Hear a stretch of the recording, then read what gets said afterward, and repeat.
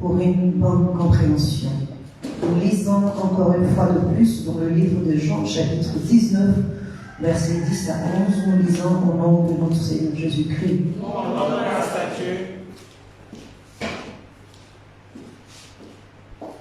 Pilate lui dit, « Est-ce à moi que tu ne parles pas? Ne sais-tu pas que j'ai le pouvoir de te crucifier et que j'ai le pouvoir de te relâcher? » Jésus répondit, « tu n'aurais sur moi aucun pouvoir s'il ne t'avait été donné d'en haut. C'est pourquoi celui qui me livre à toi commet un plus grand péché. » Alléluia. Amen.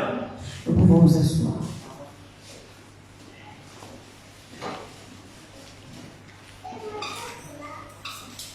Alléluia. Comme vous le savez, nous arrivons au terme de notre thème annuel qui est l'exaucement tiré de 2 Corinthiens chapitre 6 verset 2. C'est le thème de cette année qui va s'achever dans quelques heures. Et l'année prochaine, comme vous le savez, nous aurons pour thème annuel la grâce. Alléluia. Le thème général de ce mois de décembre qui arrive aussi à sa fin est le pouvoir.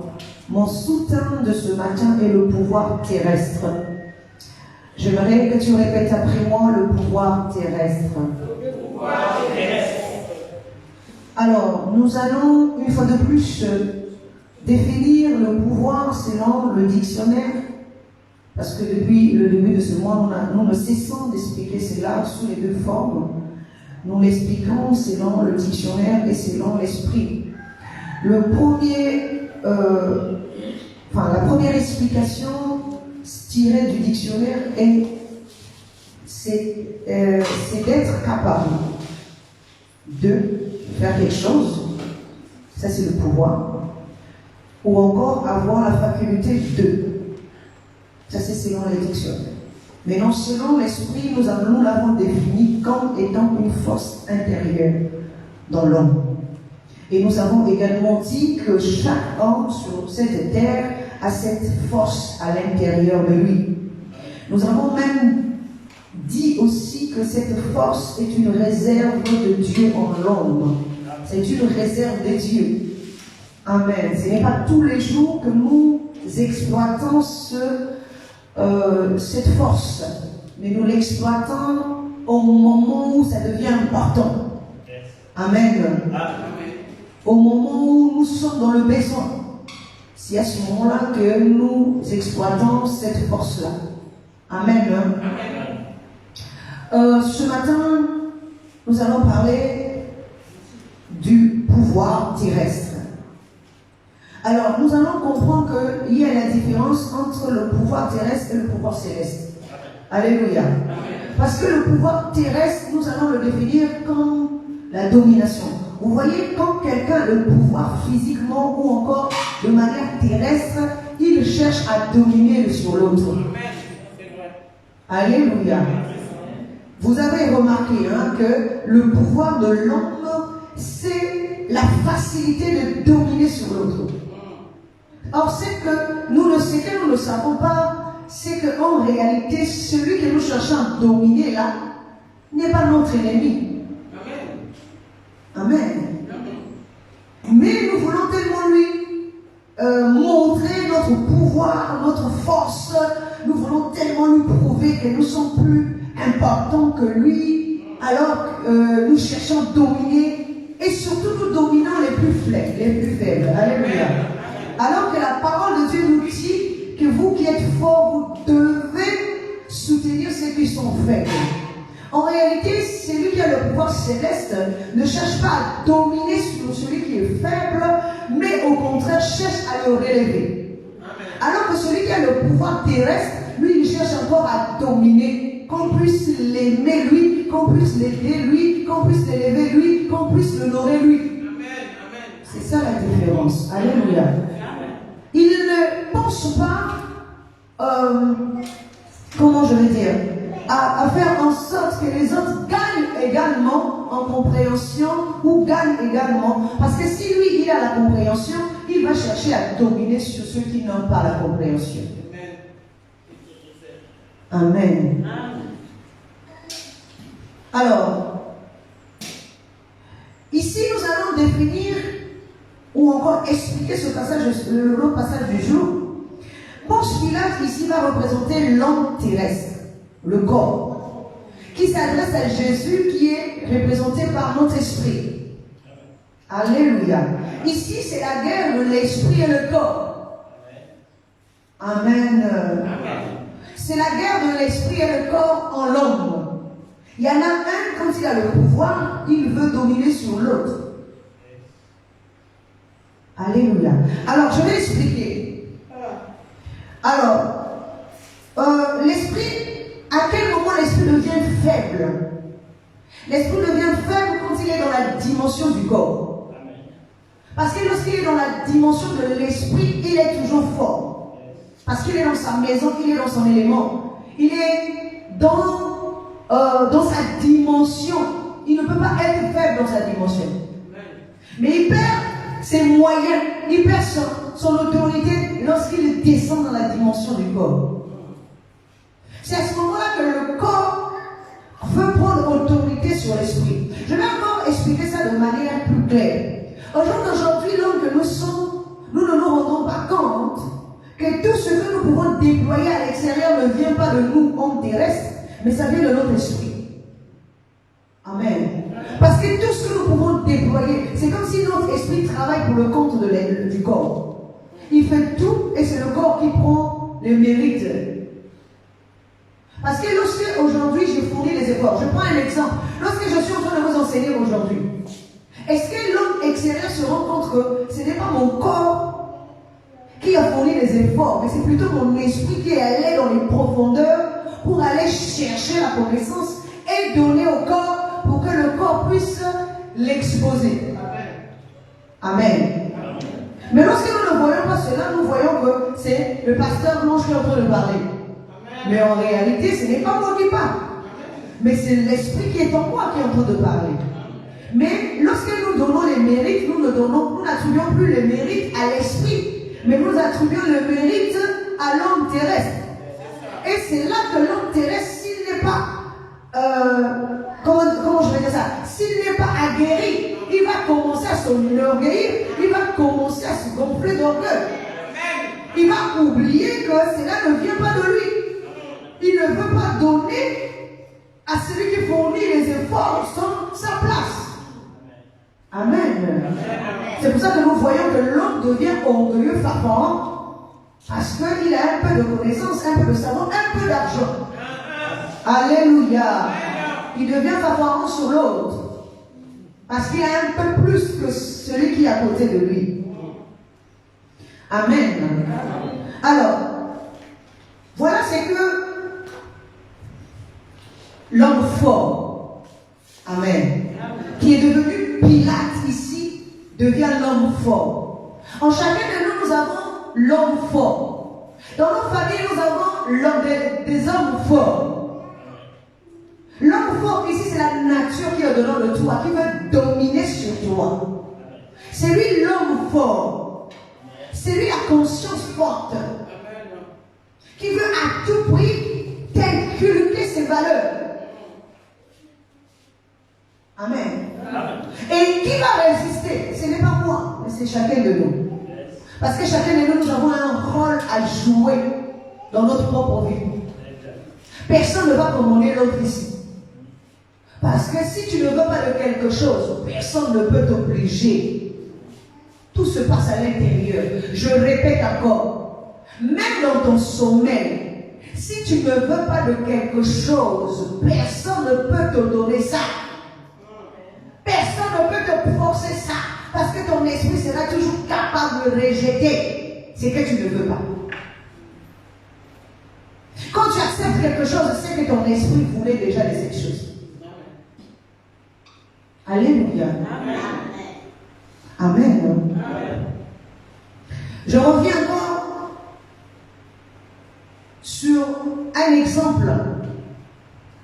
Le bon samaritain. La Bible nous dit que le bon samaritain a vu un juif par terre. Le juif aussi, ici, c'est notre esprit.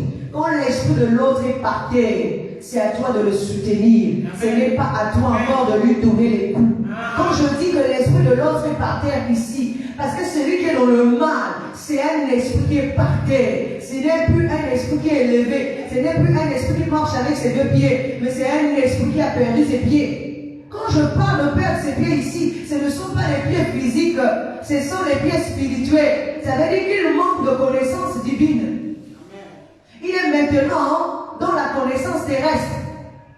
Il a perdu ses pieds. Il est par terre. Mais il est dit que le bon samaritain, regardez même cette histoire de bon samaritain. Le bon samaritain était ennemi avec le juif. Ils étaient en inimitié.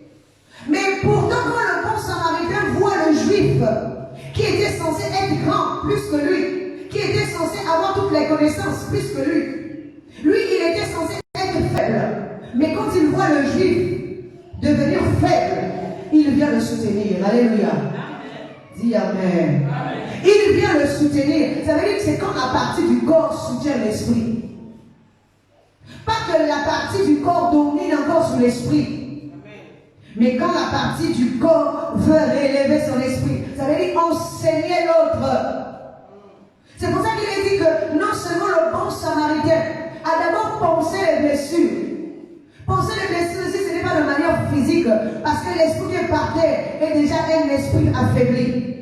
L'esprit qui est par terre est déjà un esprit qui mérite d'être soigné. Or, soigner ici, quand on dit qu'on lui a mis de l'huile, ça veut dire qu'il faut transmettre à l'autre l'onction, il faut transmettre à l'autre la bonne connaissance.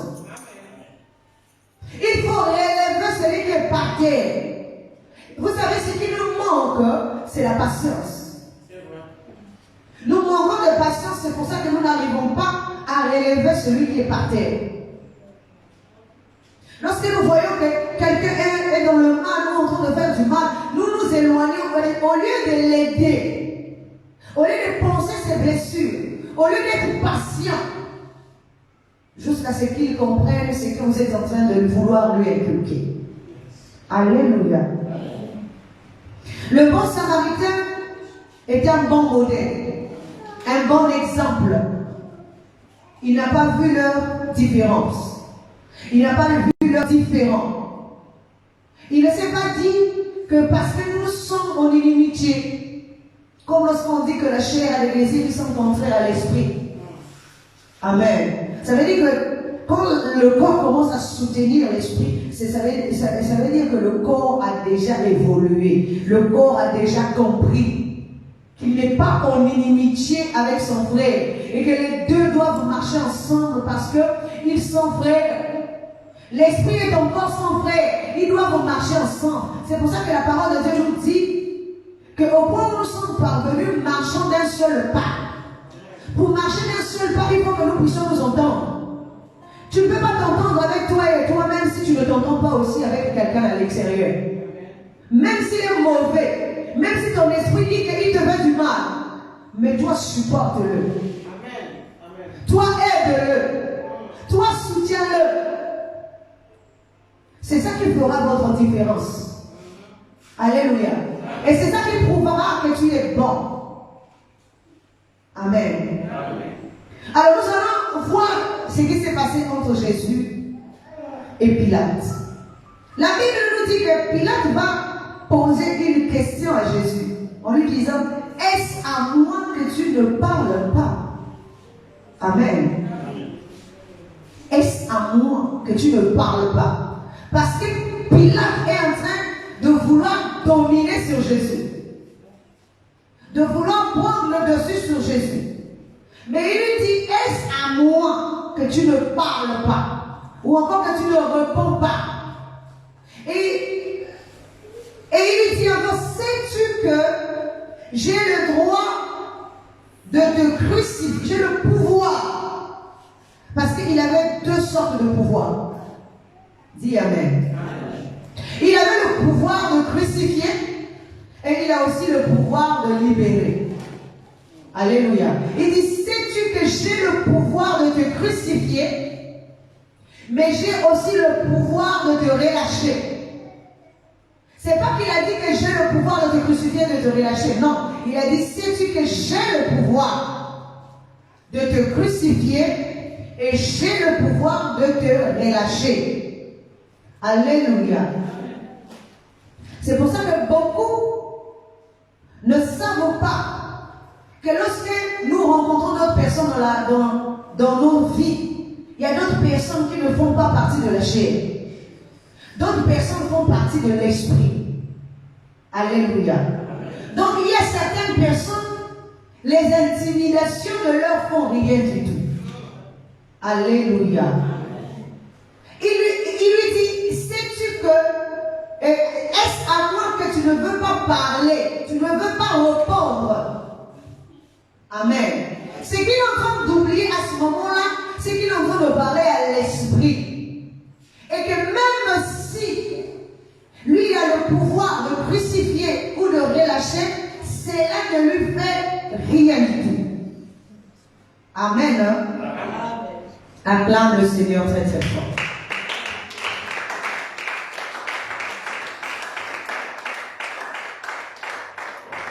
L'homme veut se sentir maître sur l'autre. Amen. C'est pour ça qu'il lui a été donné ce pouvoir de se sentir maître, de se sentir Seigneur.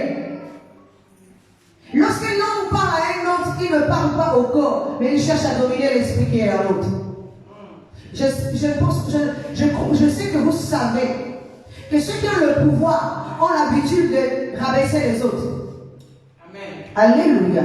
Le pouvoir dans leur langage, le pouvoir intérieur, le pouvoir terrestre va chercher à dominer sur l'autre. Même quand tu es marié, tu vas voir soit c'est le mari ou soit c'est la femme qui cherche à dominer sur ton esprit. Pour te faiblir ou encore pour t'affaiblir. Alléluia. Parce que quand tu traites quelqu'un d'idiot ou d'idiote, amen, c'est pour affaiblir l'autre. Quand tu traites quelqu'un qui ne sait rien, c'est pour affaiblir l'autre. Parce qu'une personne qui se sent rabaissée tous les jours n'aura jamais la force de se relever intérieurement. Si la personne est rabaissée intérieurement et qu'elle n'a pas de force de se relever, l'autre aura toujours la même mise sur elle. C'est pour ça que je dis à quelqu'un, si tu vis une situation où tu es rabaissé d'une manière ou d'une autre, ne te sens pas faible. Parce que l'esprit d'une personne n'est pas faible. Peu importe ce qu'on peut te dire, peu importe ce que tu peux entendre. Mais si tu refuses d'être comme celle-là, celle qu'on est en train de vouloir t'imposer. Amen. Vous voyez la réponse de Jésus. Jésus n'a pas accepté que lui, il avait le pouvoir sur lui. Il n'a pas accepté qu'il avait le pouvoir ni de le crucifier, ni de le relâcher. Mais il a dit, ce pouvoir te vient d'en haut. Amen. Parce que ce pouvoir n'était pas à l'homme, mais ce pouvoir était le pouvoir d'en haut. Le pouvoir de Dieu. Qu'il peut momentanément donner à l'homme. Pour exercer pendant un temps. Donc le temps que l'homme va régner avec le pouvoir de Dieu est un temps limité. Ce n'est pas un temps illimité. Amen. Alléluia. C'est pour ça que dans la vie, lorsque nous avons le pouvoir terrestre, sachant comment utiliser ce pouvoir-là. Ce n'est pas pour dominer sur les autres. Ce n'est pas pour dévaloriser les autres. Mais c'est au contraire pour aider les autres. Amen. Au contraire, c'est pour aider les autres. L'homme a oublié une chose, que Jésus n'avait pas peur de la crucifixion. Amen. L'esprit n'a pas peur de la crucifixion. Vous savez pourquoi? Parce que c'est l'homme qui va crucifier Jésus. Mais là où il est en train de crucifier Jésus, il le crucifie sur un bois Or, le bois qu'il est en train de crucifier Jésus, c'est un bois sec. Or, le bois sec, c'est l'homme terrestre lui-même. Amen. Or, la crucifixion représente imprimer la connaissance sur ce qui est terrestre. Donc, lorsqu'il lui dit, sais-tu que j'ai le droit de te crucifier ou de te relâcher? Ce que Jésus ne veut pas, c'est être relâché. Parce qu'il sait qu'il doit aller à la crucifixion. C'est en allant dans la crucifixion, dis Amen, que je vais te montrer que ce que j'ai, c'est ce que je suis en train de te transmettre. Je vais l'expliquer dans d'autres mots. Quand tu es en train de me faire du mal, et que moi, ce que j'ai est bien, je dois te prouver que ce que j'ai est meilleur que toi. Pendant que toi, ce que tu vas faire ne va pas m'impacter. Mais ce que je veux faire, c'est ça qui va t'impacter. Amen. Parce que c'est le bien qui impacte le mal. Le mal ne peut jamais impacter le bien. Dis Amen. Parce qu'ils sont contre nature. Alléluia. Le mal ne peut jamais impacter le bien. Mais le bien peut impacter le mal. C'est pour ça que quand le mal est en train d'agir, toi ne agis pas de la même manière qu'il est en train d'agir. Parce que tu ne peux pas utiliser les mêmes armes que lui. Mais continue dans le bien, parce que le bien finira par impacter le mal. Alléluia. Ça veut dire que toi qui cherches à me crucifier, tu ne sais pas qu'en me crucifiant, je veux m'imprimer sur toi. Celui qui est en train de me lapider, amen. Celui qui est en train de lapider Jésus ne sait pas que Jésus va s'imprimer sur lui. Dis amen. Amen. Nous allons prendre un bon exemple. La Bible dit que le centenier qui était là en train de crucifier Jésus. Amen. Pourtant, c'est eux qui ont crucifié Jésus. Mais une fois que les ténèbres se sont levées sur la surface de la terre, la Bible dit que le centenier a cru. Il a cru aussitôt qu'il était réellement fils de Dieu. N'est-ce pas lui qui a crucifié? Alléluia. Mais comment la crucifixion a encore impacté la vie du centenier? Amen. Parce que réellement le centenier représente aussi l'homme. Amen. Le centenier représente l'homme. Pilate représente l'homme. Les sacrificateurs, tous, ils sont ils représentent tous l'homme dans chacune des dimensions de l'homme. Mais le centenier, c'est celui qui met comment on dit, le clou. Amen. Il est en train de crucifier, mais il ne se rend pas compte qu'en crucifiant, tout ce qu'il est en train de faire, il est en train de faire impacter Jésus en lui. Et lorsque il est dit que pourtant Jésus est mort, mais le centenier a cru.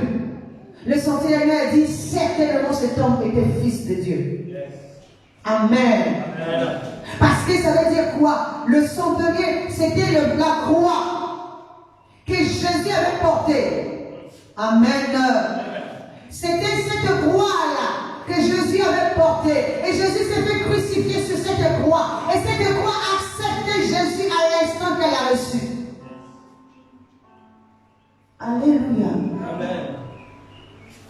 Parce que le but, quand nous marchons ensemble, c'est de nous entendre. C'est pour ça que je vous ai toujours dit, moi je suis votre pasteur. Vous savez que on ne peut pas marcher ensemble sans que nous ne nous entendons pas. Alléluia. Amen. On ne peut pas marcher ensemble sans que nous puissions nous entendre. Si vous ne croyez pas en moi, si vous ne croyez pas en mon ministère, si vous ne croyez pas à la vision, il ne peut pas aussi avoir impact sur vous. Amen. Mais si vous croyez au Dieu qui est en moi, c'est-à-dire en moi en tant que représentante du Dieu qui vous enseigne, la vision, le ministère, va aussi avoir l'impact sur vous. Parce qu'on ne peut pas marcher ensemble sans s'entendre. Amen. Je vais encore expliquer quelque chose. Vous voyez, Jean-Baptiste avait des disciples. Et nous allons prendre deux disciples. Les deux disciples, c'est Pierre et André.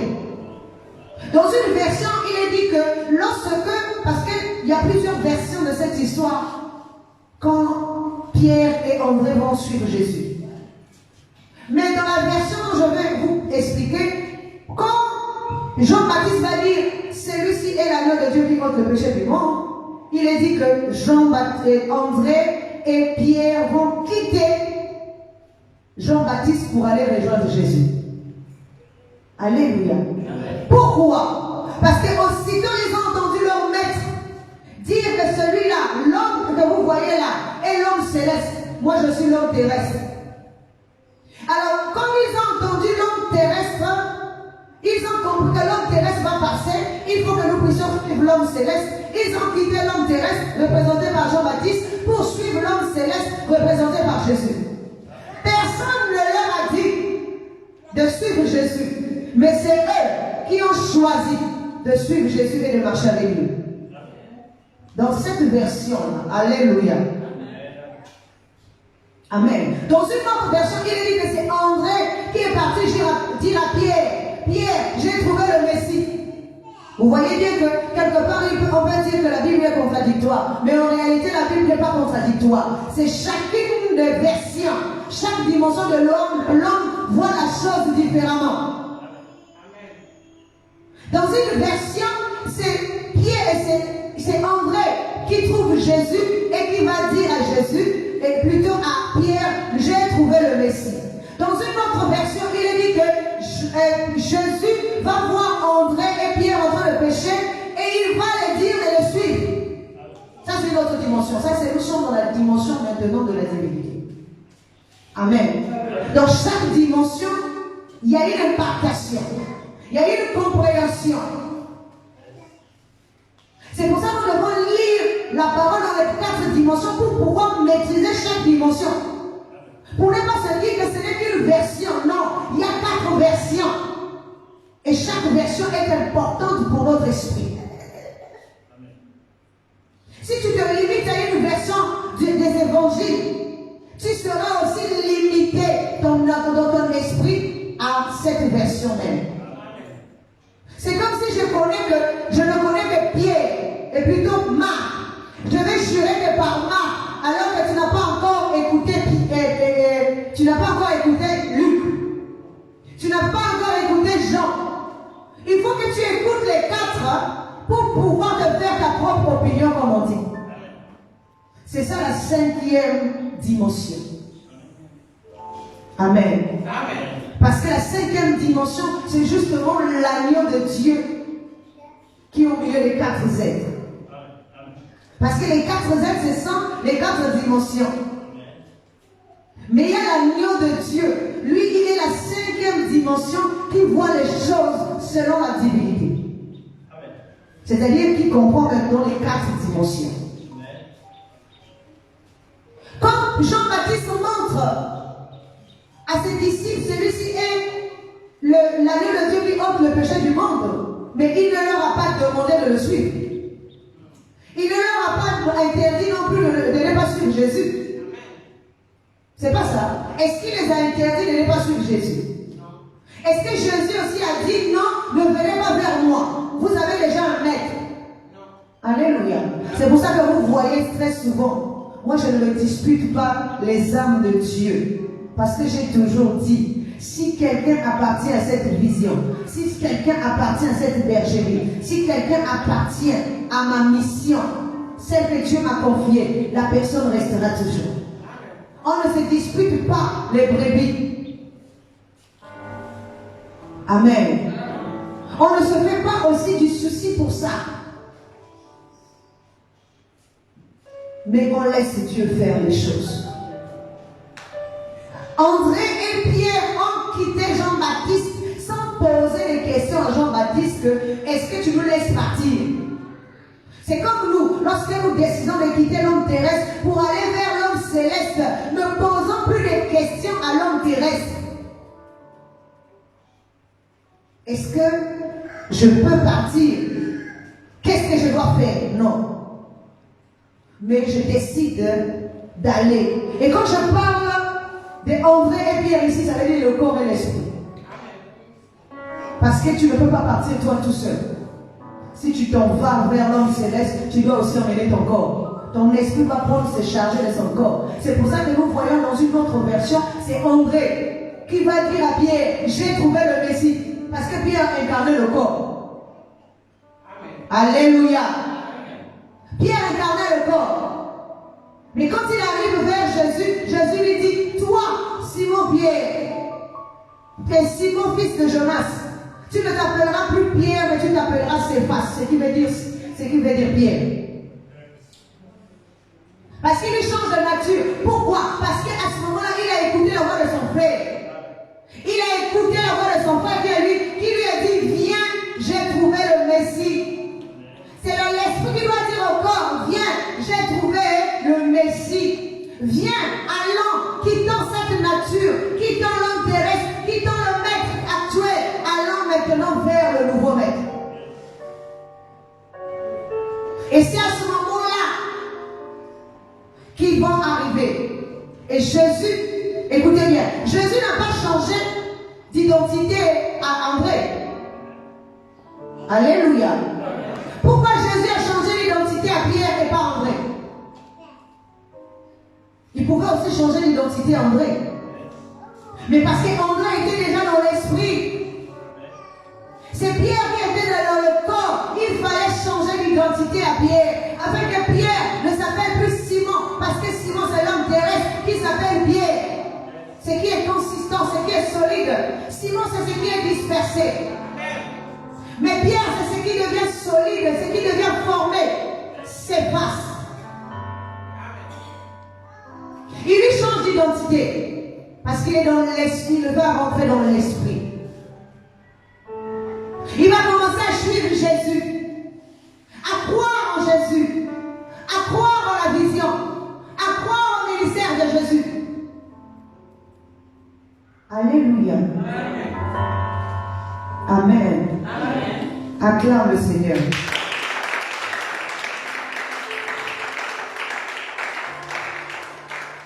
Nous devons savoir une chose, que la crucifixion est destinée à l'esprit. Amen. Amen. La crucifixion est destinée à l'esprit, parce que c'est l'esprit qui impacte le corps. C'est l'esprit qui est la source. Et donc cette source doit impacter le corps. Donc en réalité, ce n'est pas une punition.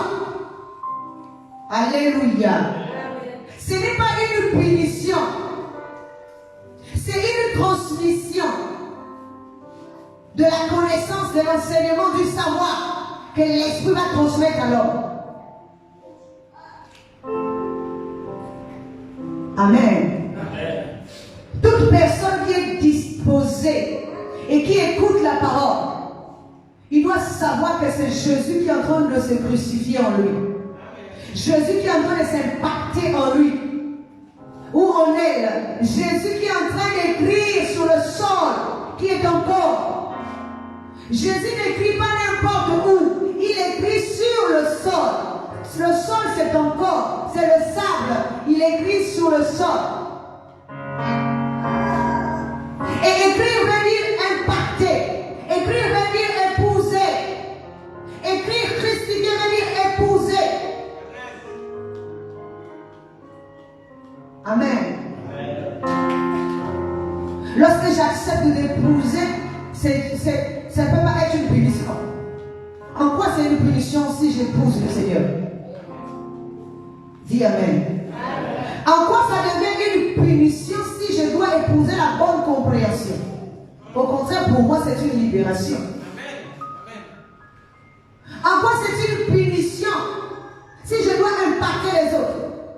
Ça devient une punition si je le fais à contre-cœur.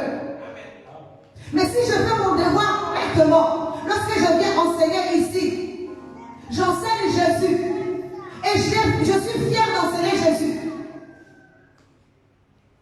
Dis Amen. Lorsque je me mets ici et que j'enseigne Jésus, je suis fier d'enseigner Jésus. Et je vous ai toujours dit que moi je n'enseigne pas un Jésus extérieur, moi j'enseigne un Jésus intérieur. Amen. J'enseigne un Jésus qui est à l'intérieur de toi. Je n'enseigne pas un Jésus de l'extérieur. Et quand j'enseigne, je dois être dans la joie. Ça ne doit pas être une contrainte. Ce n'est pas une contrainte, mais c'est avec amour, avec passion, avec sensibilité que j'enseigne Jésus. Vous savez, quand vous enseignez avec amour, cela se voit aussi. Cela impacte aussi.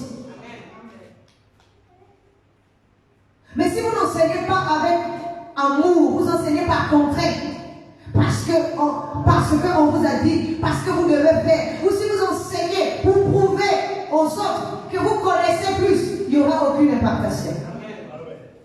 Vous devez enseigner avec amour. Vous devez enseigner avec passion, avec émotion, avec compassion. Vous devez enseigner avec droiture, avec justice, avec équité. Vous ne devez pas enseigner pour plaire à un homme. Vous ne devez pas enseigner pour condamner, mais vous devez enseigner pour libérer. Jésus n'est pas venu condamner, mais Jésus est venu libérer. Il y a une différence entre l'enseignement de Moïse qui condamne et l'enseignement de Jésus qui libère. Jésus n'est pas venu pour condamner. Jésus est venu pour libérer. Jésus, c'est l'enseignement qui libère. Qui te pousse à aimer ton frère. Qui te pousse à comprendre ton frère, à comprendre ses actes. Mais l'enseignement de Moïse te pousse à haïr ton frère parce qu'il t'a fait du mal. Donc à le condamner, à le faire périr, à garder rancœur, à le meurtrier, à le tuer. Tu deviens meurtrier au-dedans de toi. Parce que tu ne veux pas pardonner.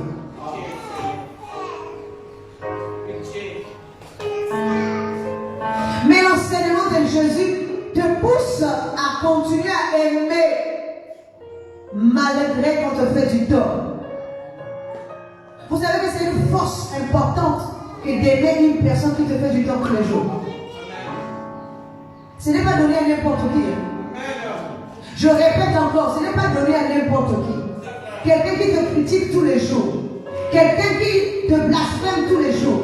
Quelqu'un qui dit n'importe quoi. Mais tu dois fournir un effort colossal à l'intérieur de toi de continuer à l'aimer. Ce n'est pas donné à n'importe qui. Il faut respecter ces gens-là. Il y a certaines personnes qui peuvent penser que c'est de l'hypocrisie, mais ça n'a rien à voir avec l'hypocrisie. Parce que quelqu'un qui sait pardonner n'attend pas qu'on vienne lui demander pardon.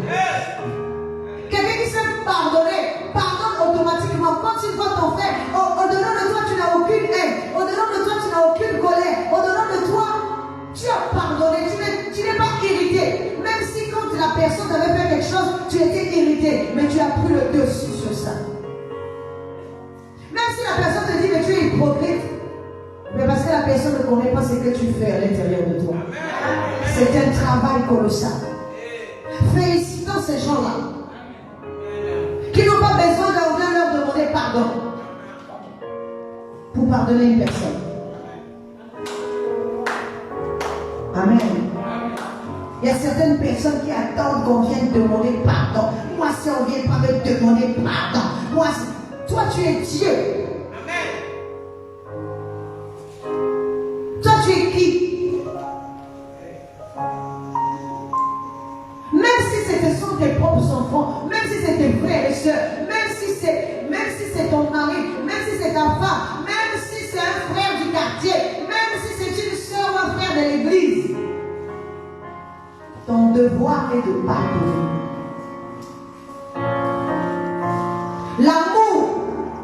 ne choisit pas les gens qui lui pardonnent. L'amour ne choisit pas. Or, il y a certaines personnes qui choisissent qui pardonner et qui ne pas pardonner. Il y a certaines personnes qui choisissent aussi la limite de pardon dans la vie de l'autre. Amen, c'est ça. Moi, j'ai déjà pardonné X 2 fois. Je ne le ferai plus. Moi, j'ai pardonné Y là 3 fois. Je ne le ferai plus. Non, ça, c'est une limite, le pardon. Comment peux-tu sauver quelqu'un? Comment peux-tu impacter la vie d'une personne en te limitant? Tu limites ton enseignement, tu limites ce qui est en toi. Parce que la personne va être impactée. Quand la personne va, vous savez, la personne, on lui a donné le droit de faire certaines choses sur toi. Cela ne vient pas de lui-même ou d'elle-même.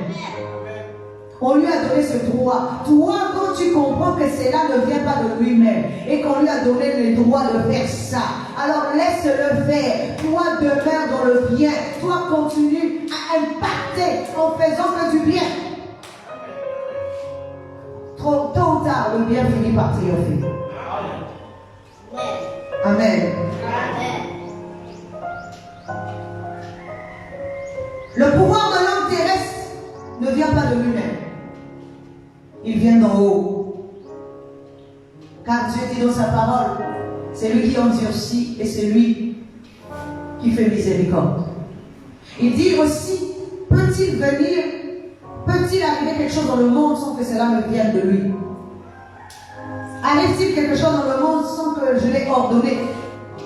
Nous dit la parole de Dieu. Oui, le pouvoir d'en haut ne peut pas éteindre le bien. Amen. Je vais te dire encore une chose. Le pouvoir de l'homme ne peut pas éteindre l'esprit. C'est pour ça que le pouvoir de l'homme pour éteindre l'esprit peut venir d'en haut. Ce n'est pas le pouvoir de l'homme terrestre est faible. Mais il reçoit le pouvoir d'en haut parce qu'il y a quelque chose qui doit se passer. Je vous ai dit dernièrement, pendant que l'homme est en train de crucifier Jésus, il croit qu'il est en train de prendre le dessus sur Jésus. Mais il ne sait pas que c'est Jésus qui est en train de prendre le dessus sur lui. Lorsque nous faisons du mal, nous pensons que l'autre est faible. Vous avez déjà entendu parler de ça, ou déjà vous avez vécu ça. Quand on est en train l'autre, on est en train par exemple de dire ou de faire du mal ou de mépriser une personne. Les gens pensent qu'ils sont en train de prendre le dessus sur cette personne. Mais ils ne se rendent pas compte que intérieurement ou spirituellement, c'est cette personne qui est en train de prendre le dessus. Parce que la personne ne répond pas. Parce que la personne ne se rabaisse pas à leur niveau. Mais la personne est en train de prouver que cette personne-là est grande. Amen.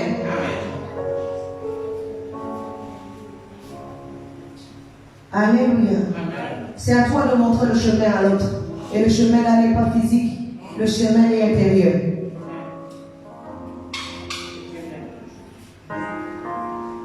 Amen. Il y a une question que j'ai retenue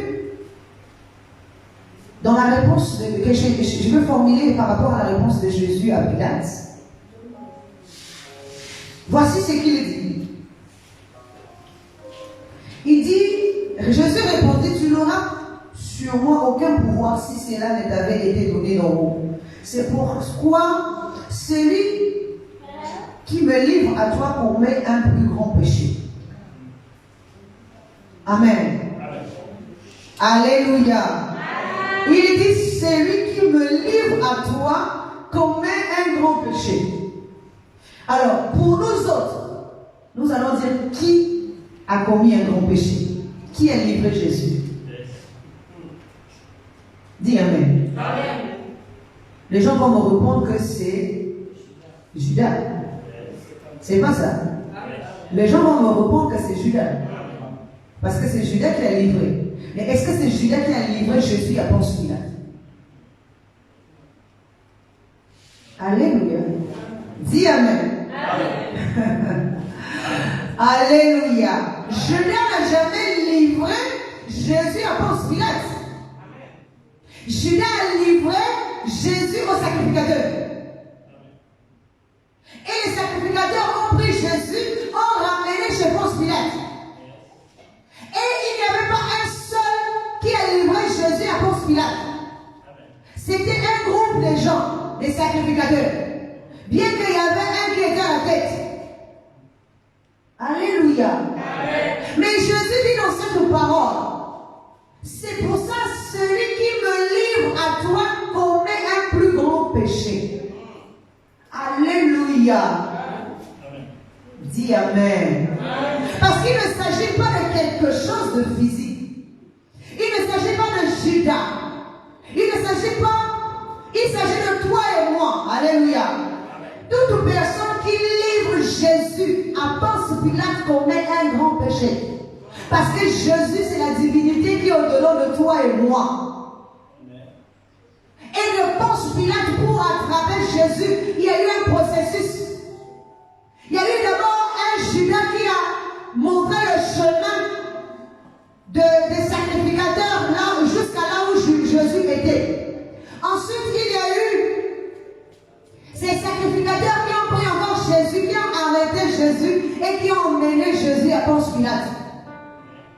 Avant même d'amener Jésus à Ponce Pilate, ils l'ont d'abord amené à Ponce Pilate. Ponce Pilate l'a envoyé chez Hérode. Hérode l'a encore envoyé chez Ponce Pilate. Tout ça, ce sont les dimensions de l'homme. Dis Amen. Alléluia. Que ce soit Judas, que ce soit les sacrificateurs, que ce soit Ponce Pilate, que ce soit Hérode. Alléluia. Ce ne sont que les dimensions terrestres. C'est pour ça qu'il dit, celui qui me livre à toi commet un si grand péché. Celui qui livre la divinité à l'homme terrestre est en train de commettre un grand péché. Ça veut dire quoi? Quel que soit ce que tu traverses dans ta vie, quelles que soient les difficultés, ou même ta pauvreté, ou même le manque d'argent, si te manque quelque chose, reste ferme. Protège la divinité qui est en toi. Veille sur elle. C'est pour ça que lorsque Jésus était en train de prier dans le jardin des Oliviers, et qu'il est venu voir les disciples en train de dormir, il leur a dit, vous n'avez même pas su veiller une heure. Mais une heure ici, ce n'est pas une heure physique.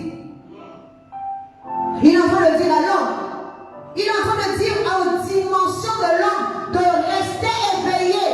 Éveillé ici, ce n'est pas de manière physique où tu vas rester toute la nuit sans dormir. Si ce n'était que dormir toute la nuit, toi et moi ici, nous faisons des veillées de prière. C'est pas ça. Toi et moi, il arrive des moments où nous faisons des veillées de prière. Maintenant, pour veiller en Jésus là, si on me dit maintenant là, mon maître va venir, peut-être qu'on viendra l'arrêter, peut-être qu'on viendra le tuer. Est-ce que tu penses que toi et moi, aujourd'hui, même si on dit, oh, ce soir là, quelqu'un va rentrer ici pour venir saisir votre pasteur, vous croyez que vous allez dormir? Impossible. Si on dit seulement ici que ce soir là, le 31 décembre là, à minuit, ou peut-être à 1h du matin, que les gendarmes vont rentrer ici pour venir saisir votre pasteur, même physiquement, vous n'allez pas dormir.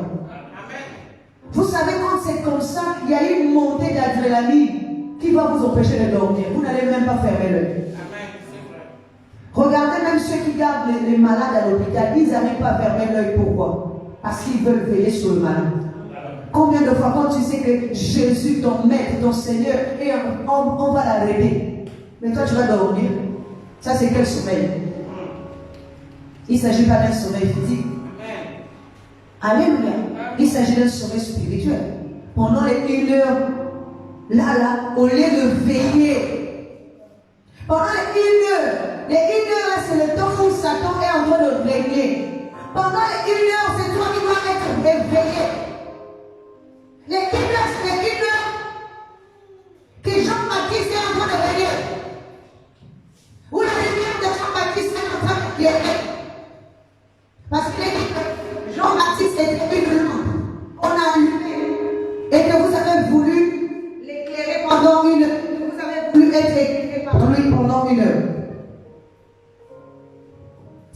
la connaissance de l'homme. Quand l'homme règne, pendant ce temps, quand l'homme règne, nous dormons. Nous dormons spirituellement. Notre esprit est endormi au lieu d'être éveillé. Alléluia. Et on vient se saisir de notre divinité. Nous ne nous rendons pas compte. Celui qui ne dort pas, c'est celui qui est éveillé dans son esprit. Même pendant qu'il dort physiquement, son esprit ne dort pas.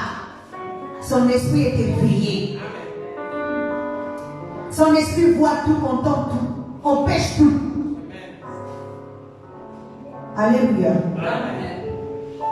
Acclame le Seigneur.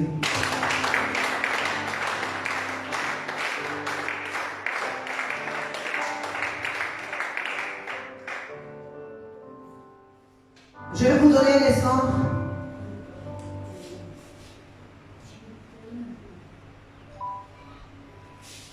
Vous voyez Ève dans le jardin,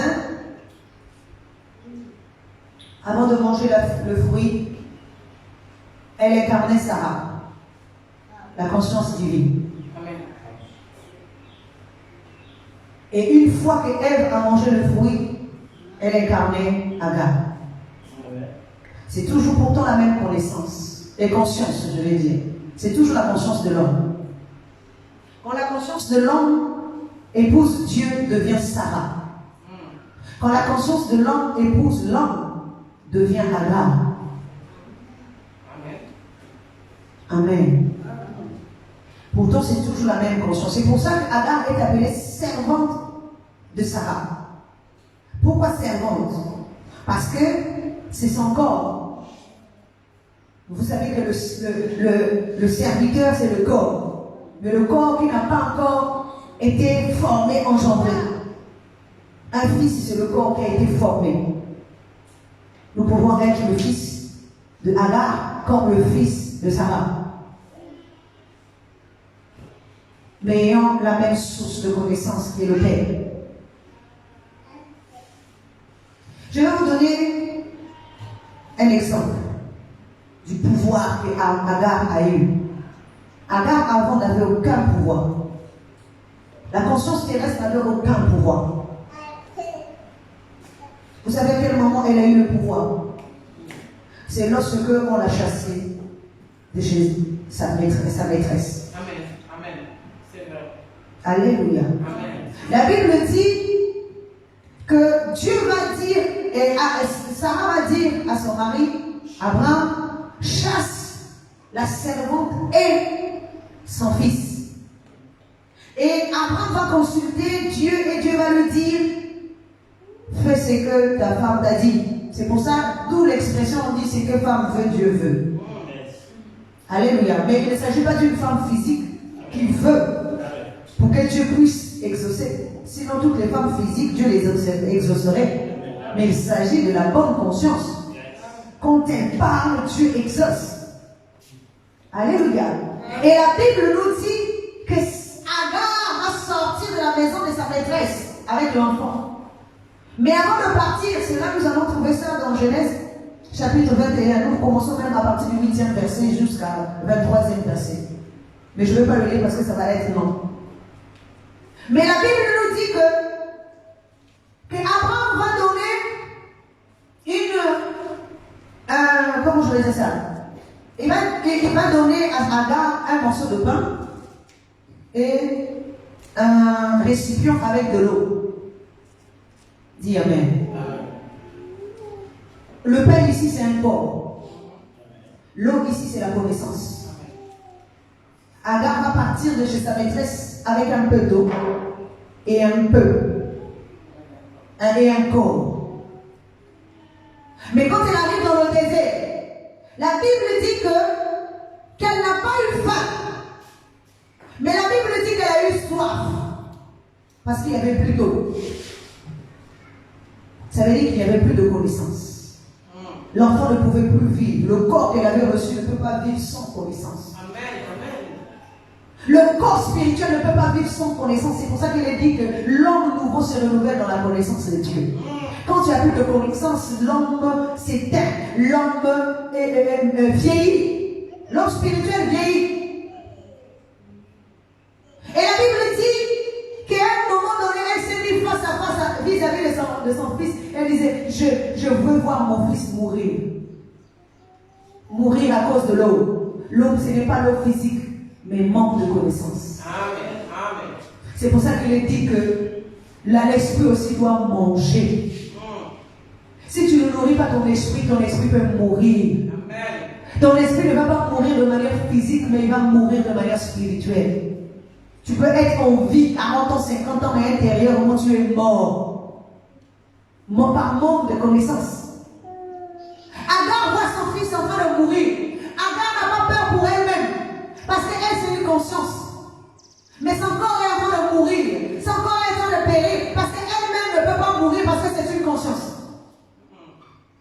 Elle n'a pas peur pour elle. Elle a peur pour son fils, Ismaël. Et la Bible dit à un moment donné, après qu'elle ait fait une prière, un ange lui a apparu. Ce n'est pas Dieu qui l'a apparu, c'est l'ange. Et l'ange, il a dit que l'ange va lui ouvrir les yeux. Et elle va voir un puits. Un puits qu'elle n'avait pas vu avant. Ça veut dire que la source de la connaissance terrestre vient d'un ange et non de la divinité. Amen. Amen. Quand elle voit, elle va voir le puits. Et nous connaissons que le puits, c'est une source. Le puits, c'est une source d'enseignement. Comme Ève, quand elle a mangé l'arbre de la connaissance du bien et du mal, ses yeux se sont ouverts.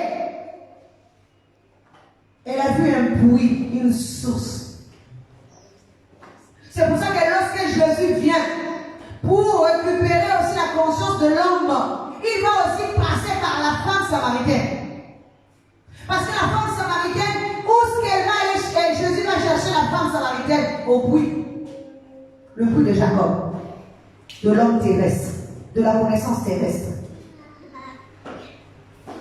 Amen. Amen. Il est dit que cette femme, la samaritaine, allait puiser de l'eau tous les jours. Elle avait une cruche où elle allait puiser de l'eau. Ça veut dire qu'elle allait à la source tous les jours, à la connaissance. Elle recevait pas en totalité, mais elle recevait portion par portion. Comme le repas que les Hébreux ou encore les Israéliens ont mangé dans le désert. C'était des portions journalières qu'on donnait tous les jours. C'est que nous mangeons ici, là, ça s'appelle des portions journalières. Quand tu enseignes tous les jours, je te répète encore, quand je t'enseigne tous les jours, quand tu viens ici et que je t'enseigne, quand un pasteur t'enseigne, c'est une portion journalière pour ton esprit. C'est une portion journalière que je te donne pour nourrir ton esprit. Mais le jour où tu vas boire maintenant à la source véritable, ça veut dire que Jésus, tu vas transformer ta conscience en une source. C'est à ce moment-là que tu vas laisser la cruche, c'est-à-dire le corps terrestre. Et tu vas devenir toi-même une source. Comme la Samaritaine. À ce moment-là, quand tu deviendras une source, on ne t'enseignera plus. C'est pour ça que la Bible dit, plus personne n'enseignera son prochain connaît Dieu, car tous me connaîtront du plus petit au plus grand. Au jour d'aujourd'hui, nous sommes à la source d'Abraham, nous sommes à la source d'Abraham, nous sommes à la source de Jacob, nous sommes à la source de Agar, de l'homme terrestre, du corps. Mais nous devons devenir, nous devons boire à la source. Amen. À la source véritable. Agar est devenue une conscience à part entière, avec des ressources à elle, avec un enseignement propre à elle. Alléluia. Avec un enseignement propre à elle. Comme Ève, quand elle était dans le jardin, avant de manger le fruit, elle avait un enseignement. Quand elle mange le fruit, elle a aussi un autre enseignement. C'est pour ça que la Bible dit qu'elle doit engendrer un fils pour remplacer celui qu'elle a perdu. Pour remplacer l'homme qu'elle a perdu. l'homme qu'elle a sacrifié, parce qu'elle a sacrifié un Adam, elle doit engendrer un autre Adam. Et le nouveau Adam, c'est le dernier de tous les Adams. Amen. Nous avons au-delà de tout le monde deux sources. La source terrestre et la source céleste. Cela dépend de là où tu vas puiser. Amen. C'est pour ça que nous voyons que même Rachel a rencontré Jacob à la source. C'était un puits. La source, c'est là que l'époux rencontre l'épouse. Dis Amen. Mais si tu ne vas pas aussi puiser, tu ne vas pas aussi rencontrer l'époux. Parce que c'est en puisant que tu finiras par rencontrer le véritable époux. Ça veut dire en lisant la parole, en rentrant dans la parole. Même si c'est d'abord une parole terrestre. Quand tu vas rentrer, tu vas rentrer maintenant dans la profondeur. Et c'est dans la profondeur que tu vas trouver le véritable époux. C'est Jésus. La véritable source. Et qui peut faire de toi une source intéressante. Amen. Amen. Dis Amen. Amen. Regardez encore la différence, parce que là je finis, entre les enfants d'Israël qui étaient en train de marcher dans le désert. La Bible dit que avant de rentrer dans le pays des Canaan, ils ont passé 40 ans dans le désert. Et ils étaient alimentés en source d'eau par un rocher. C'était un rocher spirituel qui leur donnait l'eau. Dis Amen. Amen. Je vais encore te dire une chose. Entre le rocher spirituel extérieur qui donne de l'eau, et le rocher spirituel intérieur qui te nourrit d'un coup, c'est deux choses différentes.